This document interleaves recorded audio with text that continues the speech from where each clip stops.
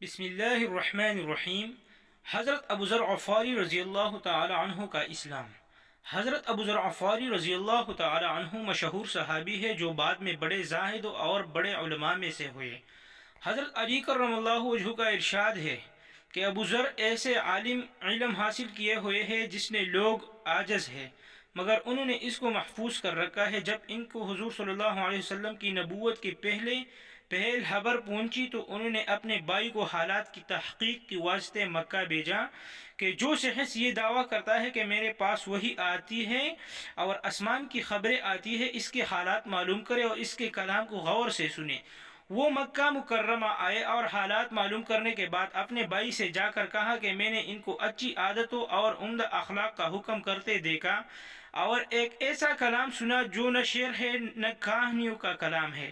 ابو ذر رضی اللہ تعالی عنہ کو اس مجمل بات سے تشفی نہ ہوئی تو خود سامان سفر کیا اور مکہ پہنچے اور سیدھے مسجد حرام میں گئے۔ حضور صلی اللہ علیہ وسلم کو پہچانتے نہیں تھے اور کسی سے پوچھنا مصلحت کے خلاف سمجھا۔ شام تک اسی حال میں رہے۔ شام کو حضرت علی رضی اللہ عنہ نے دیکھا کہ ایک پردیسی مسافر ہے۔ مسافروں کی، غریبوں کی، پردیسیوں کی خبرگیری، ان کی ضرورتوں کو پورا کرنا ان حضرات کی گٹی ہے، اس لیے ان کے اپنے گھر لے آئے، میزبانی فرمائی، لیکن اس کے پوچھنے کی کچھ ضرورت نہ سمجھی اور کون ہو، کیوں آئے ہو۔ مسافر نے بھی کچھ ظاہر نہ کیا۔ صبح کو پھر مسجد میں آ گئے اور دن بھر اسی حال میں گزارا کہ خود پتہ نہ چلا اور دریافت کسی نے کیا نہیں۔ غالباً اس کی وجہ یہ ہوگی کہ حضور صلی اللہ علیہ وسلم کے ساتھ دشمنی کے قصے بہت مشہور تھے۔ آپ صلی اللہ علیہ وسلم کو اور آپ کے ملنے والوں کی ہر طرح کی تکلیفیں دی جاتی تھی۔ ان کا خیال ہوا کہ صحیح حال معلوم نہیں ہوگا اور بدگمانی کی وجہ سے مفت کی تکلیف علیحدہ رہی۔ دوسرے دن شام کو بھی حضرت علی رضی اللہ تعالیٰ عنہ کو خیال ہوا کہ پردیسی مسافر ہے، بظاہر جس عرض کے لیے آیا ہے وہ پوری نہیں ہوئی، اس لیے پھر اپنے گھر لے گئے اور رات کو کھلایا سلام، مگر پوچھنے کی اسی رات کو بھی نوبت نہ آئی۔ تیسری رات کو پھر بھی یہی صورت ہوئی تو حضرت علی رضی اللہ عنہ نے دریافت فرمایا کہ تم کس کام سے آئے ہو، کیا عرض کیا؟ تو حضرت ابو ذر رضی اللہ تعالی عنہ نے اول ان کو قسم دیا کہ وہ صحیح بتائی، اس کے بعد اپنی غرض بتلائی۔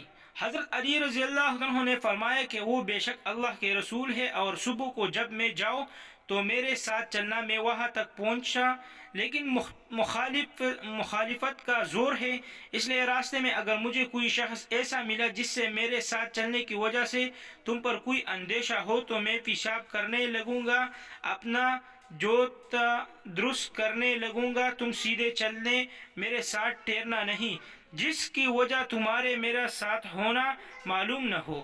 چنانچہ صبح کو حضرت علی رضی اللہ عنہ کے پیچھے حضور صلی اللہ علیہ وسلم کی خدمت میں پہنچے، وہاں جا کر بات چیت ہوئی، اسی وقت مسلمان ہو گئے۔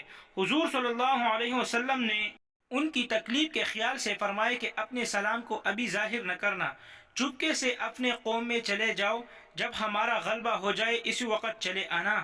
انہوں نے عرض کیا، یا رسول اللہ صلی اللہ علیہ وسلم، اس ذات کی قسم جس کے قبضے میں میری جان ہے کہ اس کلمہ توحید کو ان بے ایمانوں کے بیچ میں چلا کے پڑھوں گا۔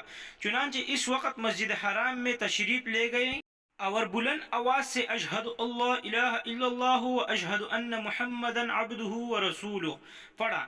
پھر کیا تھا، چاروں طرف سے لوگ آ کے اور اس قدر مارا کہ زخمی کر دیا، مرنے کے قریب ہو گئے۔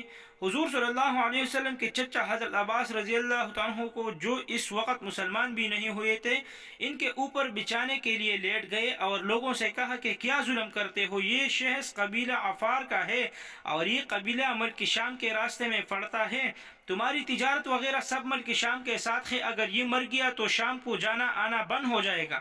اس پر ان لوگوں کو بھی خیال ہوا کہ ملک شام میں ساری ضرورتیں پوری ہوتی ہے، وہاں کا راستہ بند ہو جانا مصیبت ہے، اس لیے ان کو چھوڑ دیا۔